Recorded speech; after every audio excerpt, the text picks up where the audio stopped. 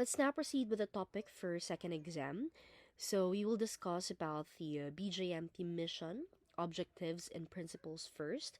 So let's start with the mission. When we say mission, it's any important task or duty, and the BJMP is assigned or shall direct, supervise, and control the administration and operation of all district, city, and municipal jails to effect a better system of jail management nationwide. So the BJMP has clients. Their clients are the detainees, those awaiting trial, undergoing investigation, and those awaiting for final judgment. They also caters those short-term penalties of 3 years below.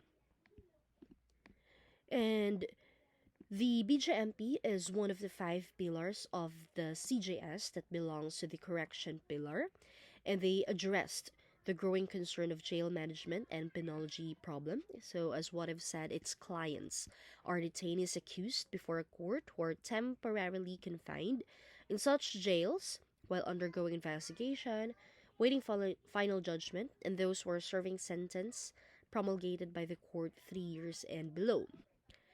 And as provided for under RA number 6975, that is the law that creates the BJMP and the BFP and PNP as well. So the BJMP is mandated to take operational and administrative control over all city, district, and municipal jails.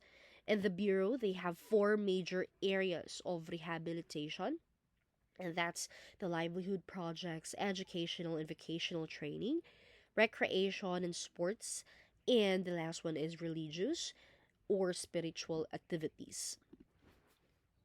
And here are the BJMP objectives, and this is something that they have planned to achieve. So they have this for purpose. First one is to improve the living conditions of offenders in accordance with the accepted standards set by the United Nations. So the BJMP is following the UN standard minimum rules for the treatment of prisoners. And second one, it's to enhance rehabilitation and reformation of offenders in preparation for their eventual. So the BJMP offers those four major rehabilitation programs, and these rehabilitation programs aims to change their attitude, their behavior, whereas the BJMP also seeks to reform the offenders wherein they want to alter the motivations or disposition of the offender. And third one is the reintegration into the mainstream of society upon their release. And they would be able to achieve this reintegration through the rehabilitation programs. And the fourth one is to professionalize jail services. And we have right here the BJMP principles, and it is the obligation of jail authorities to confine offenders' safety and provide rehabilitative programs. The BJMP's purpose is for safekeeping and rehabilitation of offenders that will negate criminal tendencies and restore their positive values to make them productive and law-abiding citizens. And no procedure or system of correction shall deprive any offender of hope for his ultimate return to the fold of the law and full membership in society. And also, unless proved otherwise, any person accused of criminal offense shall be presumed innocent until proven guilty, and his rights as a free citizen shall be respected, that even though they are a detainee or offender, they shall be still accorded with their rights, except for such indispensable restraints during his confinement in the interest of justice and public safety. Offenders are human beings entitled to the same basic rights and privileges enjoyed by citizens in a free society, except that the exercise of these are limited or controlled for security reasons. And also, the inmates have the right to health, and also they have the right to receive prompt treatment of illness or injury. So that's their basic rights. They have this rights accorded to them even though they are confined in jail. It is and it is the duty of the BJMP to arrange for their treatment subject to security measures. The members of the custodial force shall set themselves as an example by performing their duties in accordance with the rules and respecting the laws duly constituted by authorities. And no jail personnel shall use abusive, insulting, or indecent language on the offenders. And also, another principle, no jail personnel shall use unnecessary force on offenders. So the force that is allowed is necessary and reasonable force. So you can only use force if there is a justification of self-defense or in cases of attempted active and passive physical resistance to a lawful order. And no penalty shall be imposed upon any offender for violation of rules and regulation, unless in accordance with duly approved disciplinary procedures. And you would know later on what are those allowed punishment for detainees and for prisoners. And also penalties to be imposed. Of course, it should not be cruel, inhumane, or degrading. We are following the minimum standard rules that is set by the UN, and no physical punishment shall be employed as a correctional measure. And members of the force must understand that offenders need treatment and counseling, and the primary purpose of confinement is really for safekeeping and rehabilitation. It's to ensure that they are safe while inside the prison, and the job as well of the BJMP is to secure that they would help the offenders rehabilitate through changing their behavior, change their disposition in their lives. We have right here, when conducting routine custodial in cell or compound, the ratio is 1:7 or 1 guard for every 7 offenders. It shall be observed at all times, and when an offender is in transit or traveling, the ratio of 1:1 plus 1 for every offender shall be observed. And in cases of high risk offender, it's advisable that there should be additional guards that shall be employed. And this manning level shall be national in scope for effective administration in all regional, provincial, district, city, and municipal jails. And we have to take note as well that the standard ratio in escorting a non-bailable inmate is 1:1 plus 1 security officer. And for courtroom ratio, that is 1:2. And we have to remember as well that the inmate capacity is 1:to 4.7 square meter. And we have also to need to remember that when we are escorting an inmate, a BGMP officer or guard shall keep distance of not less than 10 paces from his charge. When we say pace, it's a unit of measurement for walking step. So when you are escorting an inmate, you have to make sure that the distance is not less than 10 paces.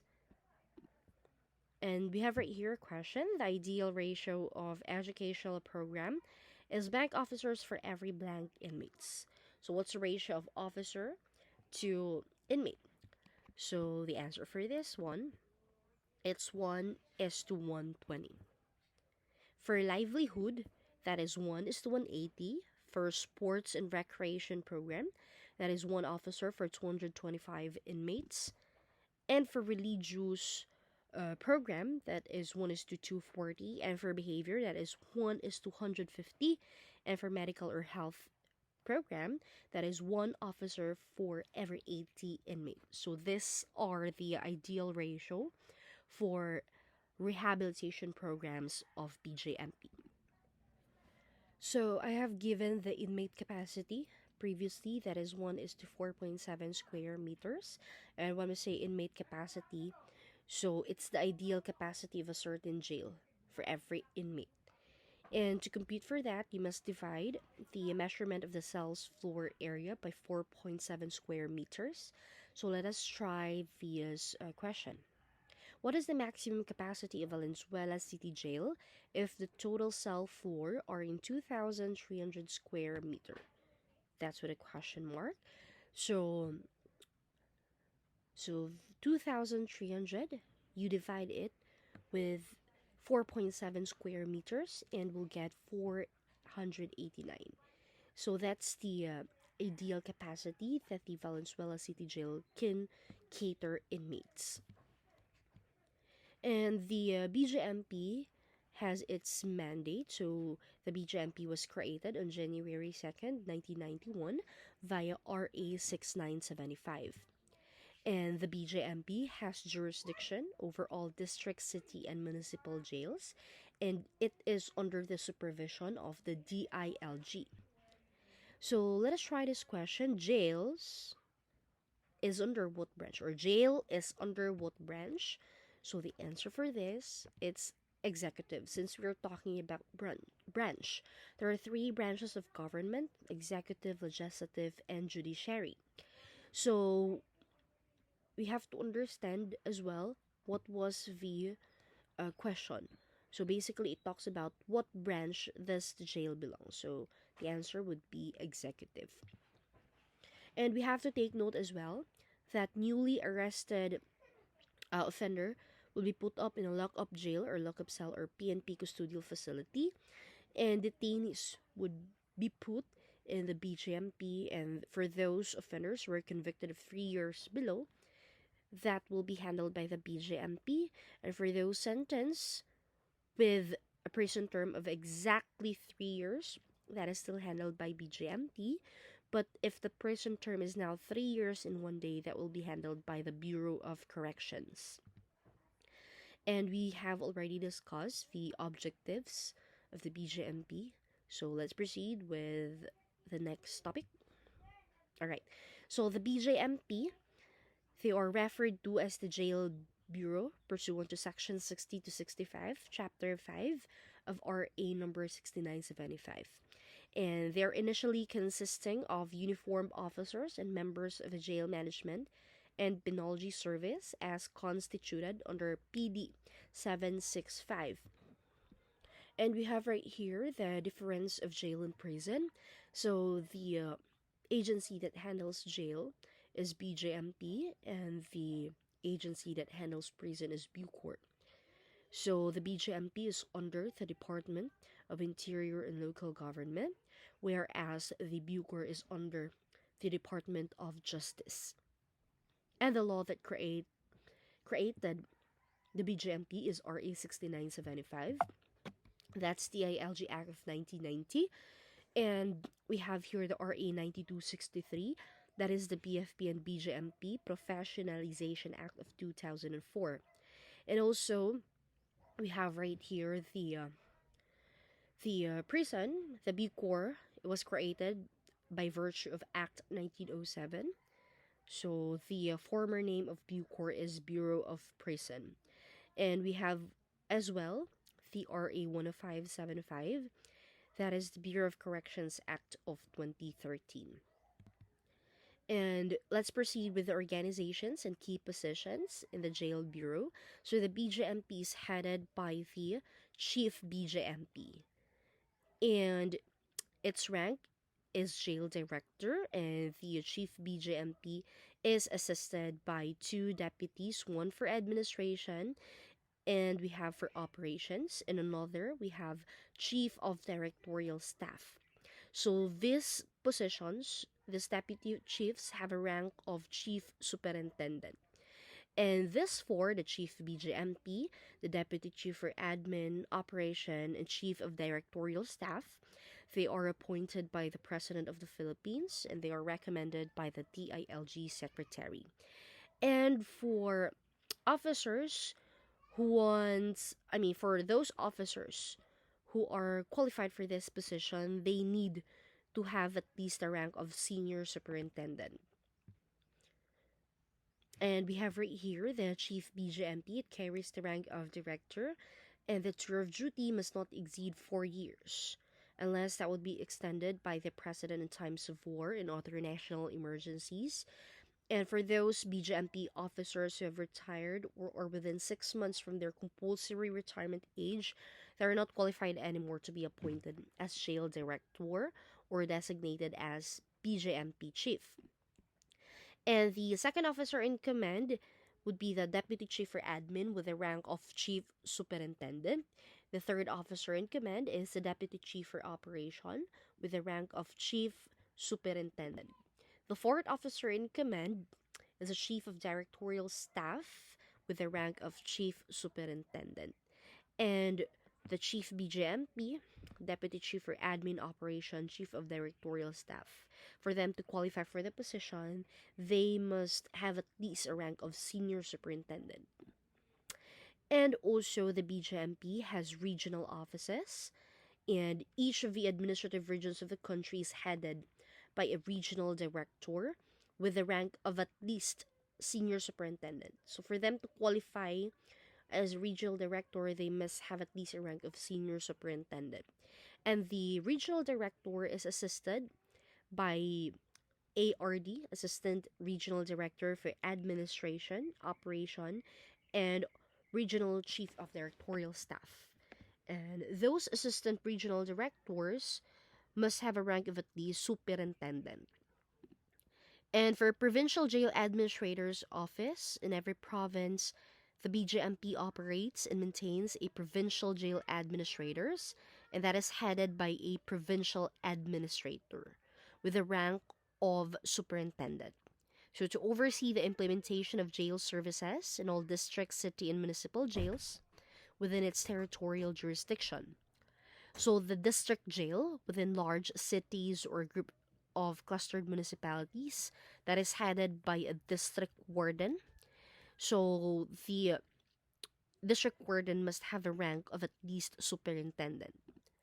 And also for city and municipal jails, so each are headed by city or municipal warden, and the city warden must have at least a rank of chief inspector, whereas for municipal warden, it must have at least a rank of senior inspector.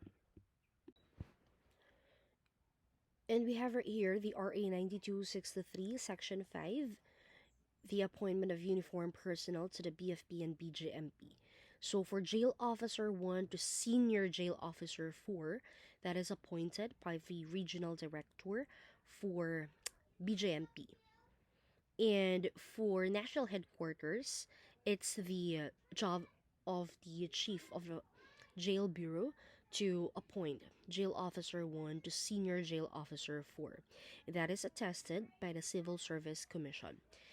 And for Jail Inspector to Jail Superintendent, they are appointed by the Chief of the Jail Bureau, and they are recommended by their immediate superiors, and they are attested by the Civil Service Commission. For Jail Senior Superintendent, the one who will appoint them is the Secretary of the DILG upon recommendation of the respective Chief of the Jail Bureau, the proper attestation of the Civil Service Commission. And for the ranks of Chief Superintendent to Jail Director, of course, they will be appointed by the President of the Philippines upon recommendation of the Secretary of the DILG with the proper endorsement by the Chairman of the Civil Service Commission. We have right here the Section 6, the lateral entry of officers into the BFP and BJMP. So in general, all original appointments of officers in the Jail Bureau shall commence with the rank of Jail Inspector. So if you have highly specialized and technical qualifications, such as but not limited to social workers, psychologists, criminologists, teachers, nurses, dentists, and engineers, once you are qualified, then you would commence with the rank of Jail Inspector. And if you are a doctor of medicines, members of the Philippine Bar, and chaplains, you shall be appointed to the rank of Jail Senior Inspector. And also, the graduates of the Philippine National Police Academy shall be automatically appointed to the initial rank of Jail Inspector. And also, we have here the core values of the BJMP. So these are their personal ideals that guides them. So they have this commitment. They have this strong sense of dedication to the ideals of our organization and to the public that it serves. And they have respect for human rights. So they promote and protect the rights of our fellow human beings. And also, they're committed to efficiency and competence. They have mastery of important skills for delivery of quality services, and they have this core value of cooperation. They are willing to share efforts in implementing plans and achieving goals, and they have this teamwork. It's the combined effective action of all personnel. And we have right here the commitment and classification of prisoners and detainees. A person can be committed to jail only upon the issuance of an appropriate order by a competent court or authority so mandated under Philippine laws. And this rule enumerates courts and authorities and classifies inmates according to the conditions for their commitment. We have here the section 13 that means entrusting for the confinement of an inmate to a jail by a competent court or authority for the purpose of safekeeping during the pendency of his or her case. So, for us to commit a person into the jail, we need a commitment order. So, that is the document that is issued by the judge or any competent authority, wherein its purpose is for safekeeping of detainees because their case is still pending. And we have here the section 14. So, courts and other entities authorized to commit a person to jail. So, we have here the Supreme Court, Court of Appeals, Ligabayan RTC, MTC, MCTC, Congress of the Philippines, and all other administrative bodies or persons authorized by law to arrest and commit a person to jail. So, these entities, they are authorized to order that document, which is commitment order. And we have section 15, which talks about the classification. So it refers to assigning or to grouping of inmates according to their respective penalty, gender, age, nationality, health, criminal records. It's very important that the prisoners and detainees must undergo classification for us to determine what would be the proper rehabilitation programs, what's the degree of control and supervision that is needed by the prisoners and detainees. We have here section 16, which talks about the categories of inmates, and we have two. Prisoner. When we talk about prisoner, these are inmates who is convicted by final judgment. They are already adjudged as guilty by the court. And the second one is detainee. So it's an inmate who is undergoing investigation, trial, or awaiting final judgment. Basically, their case is still pending. So the new term for inmate right now, it's PDL, person deprived of liberty. Section 17 is classification of prisoners, and we have four main classes of prisoners. We have the first one, the insular prisoner. So these are prisoners whose prison term is 3 years and 1 day to reclusion perpetua or life imprisonment. And for provincial prisoner, these are prisoners who are sentenced to a prison term of 6 months and 1 day to 3 years. And for city prisoner, these are prisoners were sentenced or prison term of 1 day to 3 years. And we have municipal prisoner, so one who is sentenced to a prison term of 1 day to 6 months.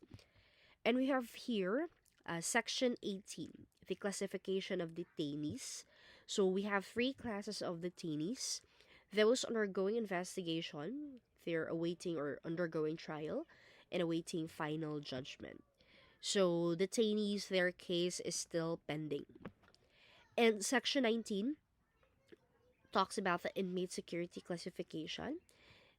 And according to the Bjmp manual, the first one is high profile inmate. We can classify high profile inmate for those um, inmates that requires increased security based on intense media coverage or public concern because they are highly controversial or involved in sensationalized crime, or those who became prominent for being a politician, government official, multi-million entrepreneur, or any religious or cause-oriented group leader and movie or television personality, as long as their case is sensationalized or they have this intense media coverage.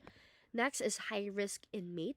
So those who are considered highly dangerous and require a greater degree of security control and supervision because of their deemed capability of escape, of being rescued, and their ability to launch or spearhead acts of violence inside the jail. So this includes those charged with heinous crimes such as murder, KFR, kidnapping for ransom, economic sabotage.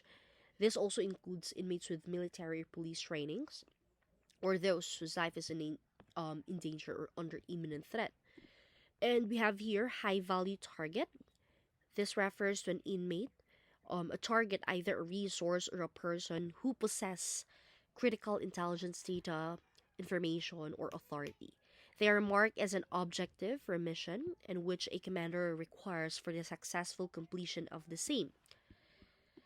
And we have here a security threat group. It's any formal or informal ongoing inmates, group, gang, organization, or association, which consists of three or more members. So it could be street gangs, prison gangs, outlaw gangs. We have here a terrorist group. So it's a group of persons that commits any of the following: piracy and mutiny in the high seas or in the Philippine waters, rebellion or insurrection, coup d'etat. And we have here the violent extremist offender. It's a person whose political or religious ideologies are considered far outside the mainstream attitudes of the society. So examples of this are the extremist movements such as ISIS, Boko Haram, Taliban. Those fuel and often stem from instability and violent conflict. So they have this increasingly extreme ideals and aspirations. And we have here medium risk inmates. Those inmates who represent a moderate risk to the public and staff. They still require greater security control as they might escape from and might commit violence inside the jail. And we have here minimum risk inmate. Inmates are also classified as ordinary inmates. So those inmates who have lesser tendencies to commit offenses and generally pose the least risk to public safety. So in most cases, they may be first-time offenders and are charged with light offenses.